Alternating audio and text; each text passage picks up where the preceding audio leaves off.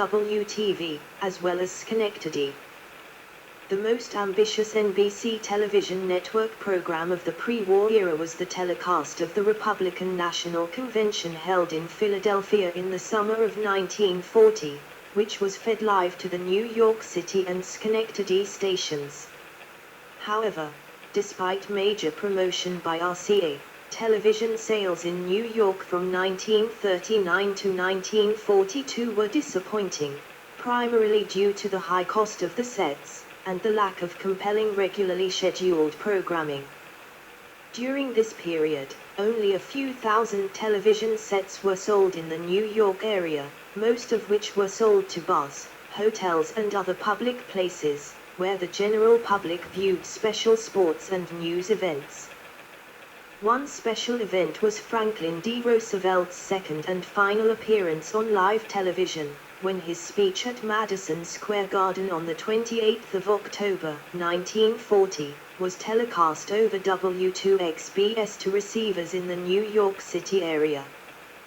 Television's experimental period ended, as the FCC allowed full-fledged commercial television broadcasts to begin on the 1st of July, 1941. NBC station W2XBS in New York City received the first commercial license, adopting the call letters WNBT. The first official, paid television advertisement broadcast by any U.S. station was for watch manufacturer Bulova, which aired that day, just before the start of a Brooklyn Dodgers baseball telecast on WNBT. The ad consisted of test pattern, featuring the newly assigned WNBT call letters, which was modified to resemble a clock complete with functioning hands with the Bulova logo, featuring the phrase Bulova Watch Time, in the lower right-hand quadrant of the test pattern. A photograph of the NBC cameras setting up the test pattern advertisement for that ad can be seen at this page. Among the programs that aired during the first week of WNBT's new commercial schedule was the Sunoco News, a simulcast of the Sun Oil-sponsored NBC radio program anchored by Lowell Thomas, amateur boxing at Jamaica Arena, the Eastern Clay Courts Tennis Championships, programming from the USO, the spelling bee-type game show Words on the Wing, a few feature films, and a one-time only test broadcast of the game show Truth or Consequences, sponsored by Lever Brothers. Prior to the first commercial television broadcasts and paid advertisements on WNBT, non-paid television advertising existed on an experimental basis dating back to 1930. NBC's earliest non-paid television commercials may have been those seen during the first Major League Baseball game ever telecast, between the Brooklyn Dodgers and Cincinnati Reds, on the 26th of August, 1939, over W2XBS. To secure the rights to televise the game, NBC allowed each of the Dodgers' regular radio sponsors at the time to have one commercial during the telecast. The ads were conducted by Dodgers announcer Red Barber. For Ivory Soap, he held up a bar of the product. For Mo Bilgers, he put on a filling station attendant's cap while giving his spiel, and for Wheaties he poured a bowl of the product, added milk and bananas, and took a big spoonful. Limited commercial programming continued until the U.S. entered World War II. Telecasts were curtailed in the early years of the war, then expanded as NBC began to prepare for full-time service upon the end of the war. Even before the war concluded, a few programs were sent from New York City to affiliated stations in Philadelphia, WPTZ, and Albany/Schenectady, WRGB, on a regular weekly schedule beginning in 1944, the first of which is generally considered to be the pioneering special interest /documentary show The Voice of Firestone Televiews, a television offshoot of The Voice of Firestone, a mainstay on NBC radio since 1928, which was transmitted from New York City to Philadelphia and Schenectady on a regular, weekly basis beginning on the 10th of April, 1944. The series is considered to be the NBC television network's first regularly scheduled program. Also in 1944, The War as It Happens came to television on a weekly basis. The War as It Happens began as a local program, but NBC records indicate that in April 1944, it was fed to Schenectady and Philadelphia on the fledgling NBC television network and became the first newscast regularly seen in multiple cities. On VE Day, the 8th of May 1945, WNBT broadcast several hours of news coverage and remotes from around New York City. This event was promoted in advance by NBC with a direct mail card sent to television set owners in the New York area. At one point, a WNBT camera placed atop the marquee of the Hotel Astor panned the crowd below celebrating the end of the war in Europe. The vivid coverage was a prelude to television's rapid growth after the war ended. The NBC television network grew from its initial post-war lineup of 4 stations. The 1947 World Series featured 2 New York City area teams, the Yankees and the Dodgers, and television sales boomed locally, since the games were being telecast in the New York market. Additional stations along the East Coast and in the Midwest were connected by coaxial cable through the late 1940s. And in September 1951 the first transcontinental telecasts took place. The post-war 1940s and early 1950s brought success for NBC in the new medium. Television's first major star, Milton Bull, whose Texaco Star Theatre began in June 1948, drew the first large audiences to NBC television. Under its innovative president, Sylvester Pat Weaver, the network launched Today and The Tonight Show, which would bookend the broadcast day for over 50 years, and which still lead their competitors. Weaver, who also launched the genre of periodic 90-minute network spectaculars, network-produced motion pictures and the live 90-minute Sunday afternoon series Wide Wide World, left the network in 1955 in a dispute with its chairman David Sonoff, who subsequently named his son Robert Sonoff as president.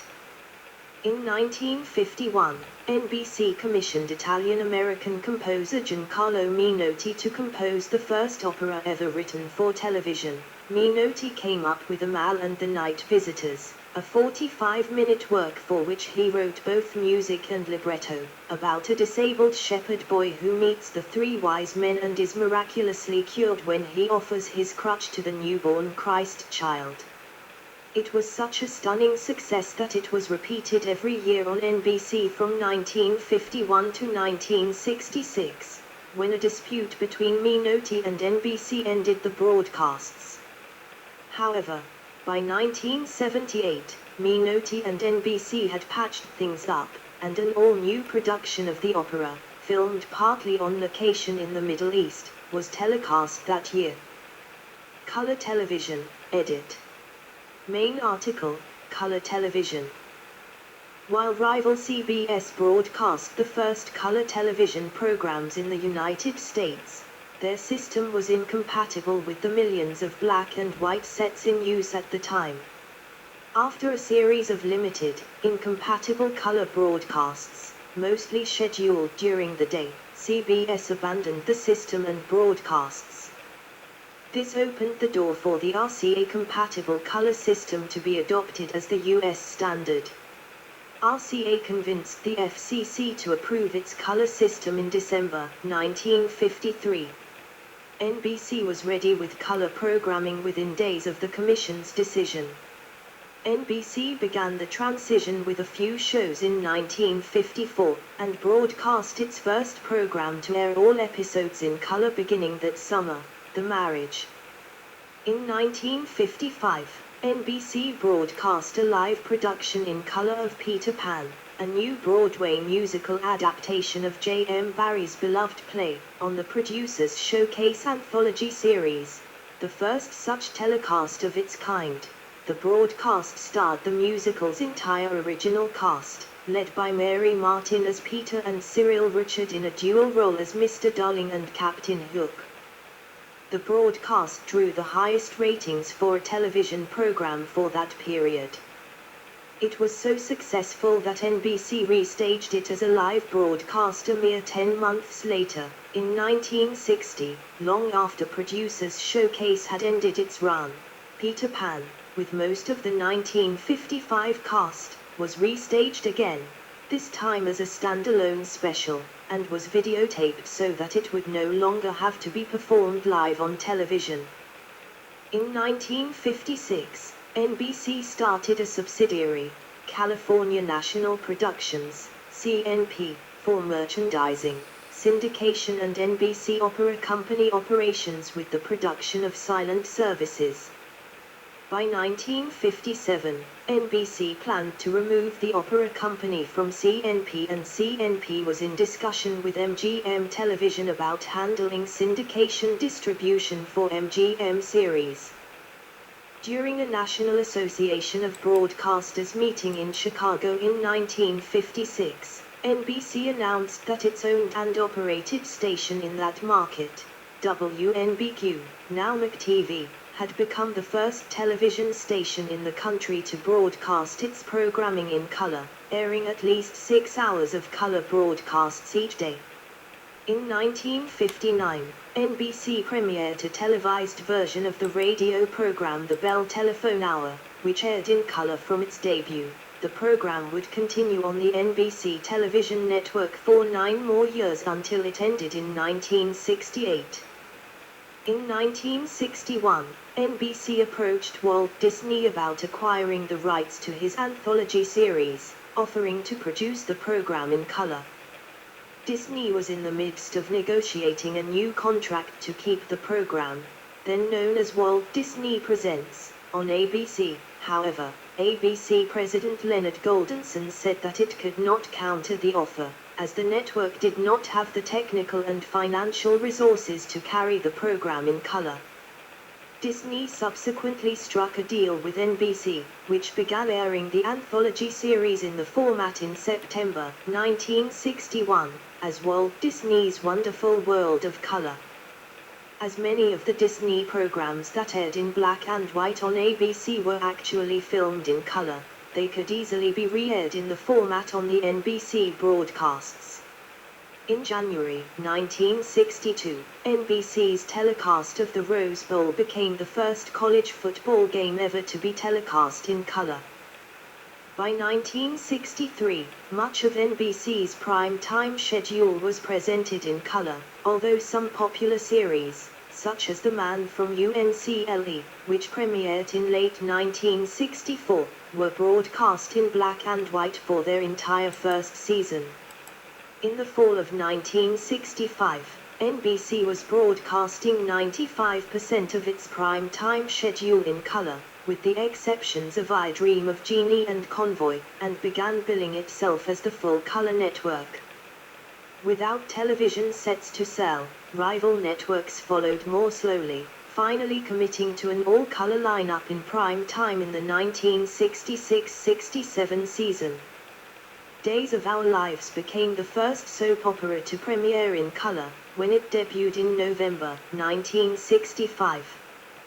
NBC contracted with Universal Studios in 1964 to produce the first feature-length film produced for television, See How They Run, which first aired on the 17th of October 1964. Its second television movie, The Hanged Man, aired 6 weeks later on the 28th of November. Even while the presentations performed well in the ratings, NBC did not broadcast another made-for-TV film for 2 years. In 1967, NBC reached a deal with Metro-Goldwyn-Mayer, MGM, to acquire the broadcast rights to the classic 1939 film The Wizard of Oz. CBS, which had televised the film annually since 1956, refused to meet MGM's increased fee to renew its television rights. Oz had been, up to then, one of the few programs that CBS had telecast in color. However, by 1967, color broadcasts had become standard on television, and the film simply became another title in the list of specials that NBC telecast in the format. The film's showings on NBC were distinctive as it televised The Wizard of Oz without a hosted introduction, as CBS had long done. It was also slightly edited for time in order to make room to air more commercials. Despite the cuts, however, it continued to score excellent television ratings in those pre-VCR days, as audiences were generally unable to see the film any other way at that time. NBC aired The Wizard of Oz each year from 1968 to 1976, when CBS, realizing that they may have committed a colossal blunder by letting a huge ratings success like Oz go to another network, agreed to pay MGM more money to reacquire the rights to show the film. The late 1960s brought big changes in the programming practices of the major television networks. As baby boomers reached adulthood, NBC, CBS, and ABC began to realize that much of their existing programming had not only been running for years but had audiences that skewed older. To attract the large youth population that was highly attractive to advertisers, the networks moved to clean house of a number of veteran shows. In NBC's case, this included programs like The Bell Telephone Hour and Sing Along with Mitch, which both had an average viewer age of 50. During this period, the networks came to define adults between the ages of 18 and 49 as their main target audience, although depending on the show, this could be subdivided into other age demos, 35-45, 18-25 or 18-35. Regardless of the exact target demographic, the general idea was to appeal to viewers who were not close to retirement age, and to modernize television programming, which the networks felt overall was stuck in a 1950s mentality, to more closely resemble contemporary American society. 1970s doldrums, edit. The 1970s started strongly for NBC thanks to hits like Adam 12, Rowan and Martin's Laugh-In, Ironside, The Dean Martin Show, and The Flip Wilson Show.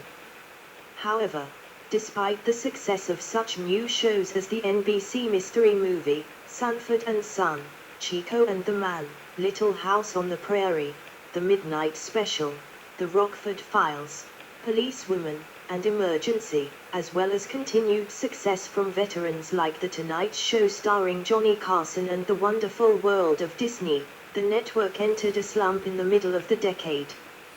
Disney, in particular, saw its ratings nosedive once CBS put 60 Minutes up against the program in the Sunday 7 p.m. time slot in the 1975-76 season. In 1974, under new president Herbert Schlosser, the network tried to attract younger viewers with a series of costly movies, miniseries and specials. This failed to attract the desirable 1834 demographic, and simultaneously alienated older viewers. None of the new prime-time shows that NBC introduced in the fall of 1975 earned a second season renewal, all failing in the face of established competition.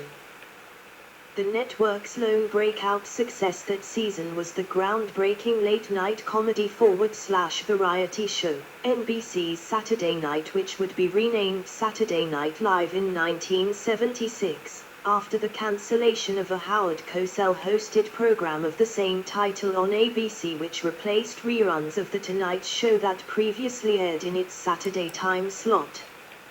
In 1978, Schlosser was promoted to executive vice president at RCA, and a desperate NBC lured Fred Silverman away from top-rated ABC to turn its fortunes around.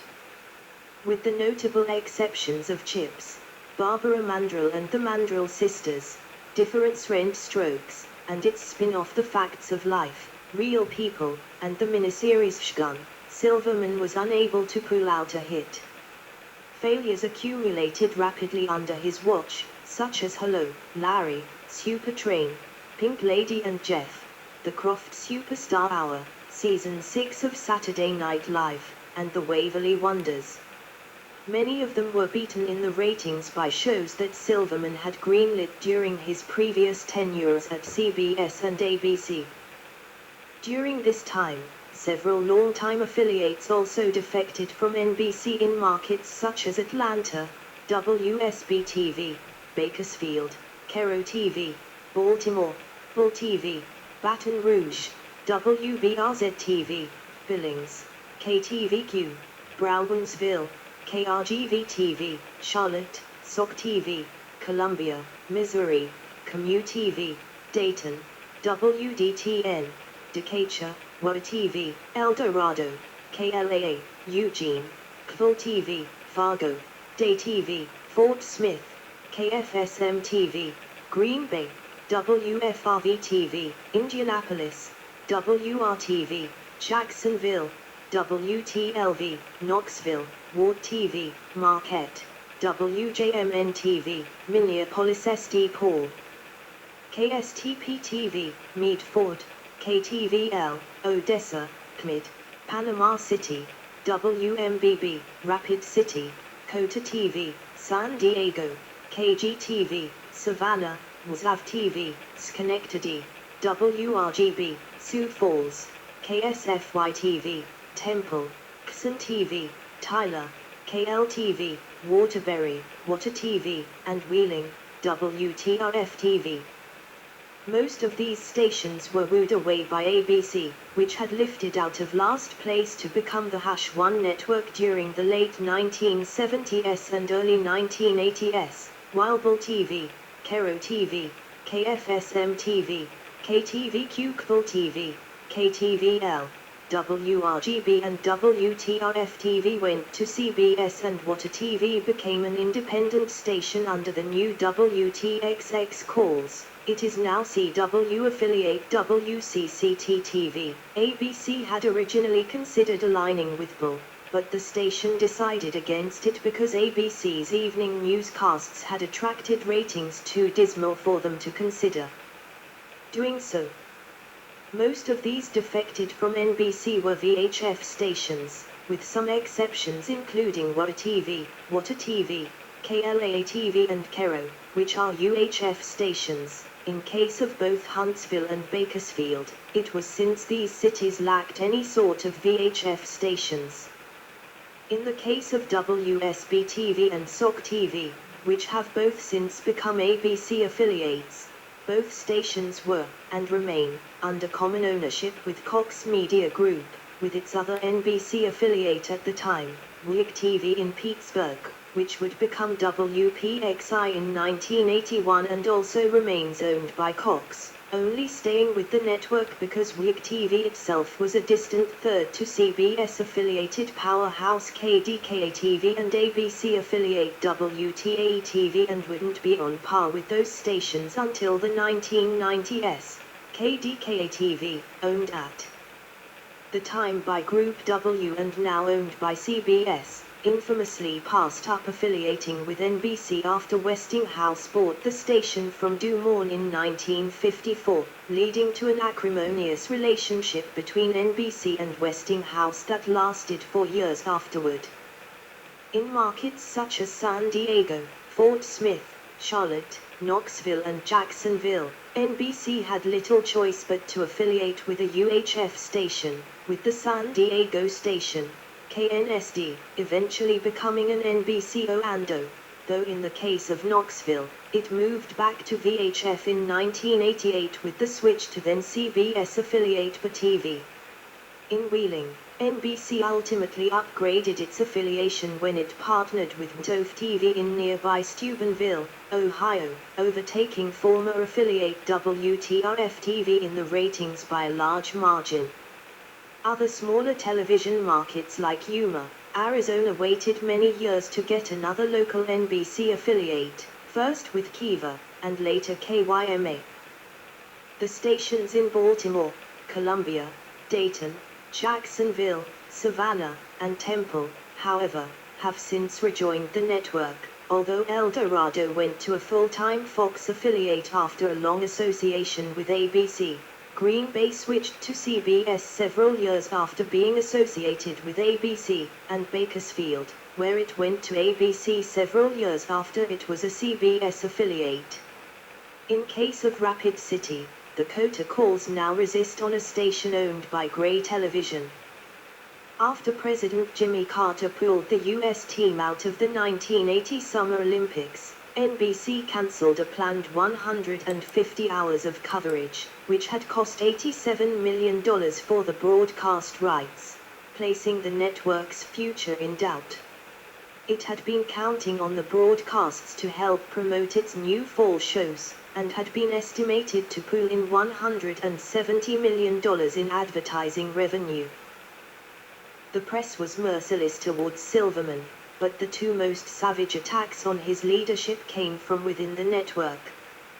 The company that composed the promotional theme for NBC's Proud as a Peacock image campaign created a parody song called Loud as a Peacock, which was broadcast on Don Imus' program on WNBC radio in New York. Its lyrics blamed Silverman for the network's problems. The peacock's dead, so thank you, Fred. An angered Silverman ordered all remaining copies of the spoof destroyed, though technology eventually allowed its wide propagation to the internet in later generations from a few remaining copies. Saturday Night Live writer and occasional performer Al Franken satirized Silverman in a sketch on the program titled A Limo for a Lamo, where he presented a chart with the top 10 rated programs for that season and commented that there was not one N on the list. Silverman later admitted he never liked Al Franken to begin with, and the sketch ruined Franken's chance of succeeding Lorne Michaels as executive producer of SNL following his 1980 departure, with the position going to Gene Doumanian, who was fired after one season following declining ratings and negative critical reviews. Michaels. Yes, that was too much information. But many of this, they're written by super experts. It's 9 p.m. I need to take a break, I need to charge, I need to watch the Danish evening news, 9 p.m. Because much bad stuff is going on in the world.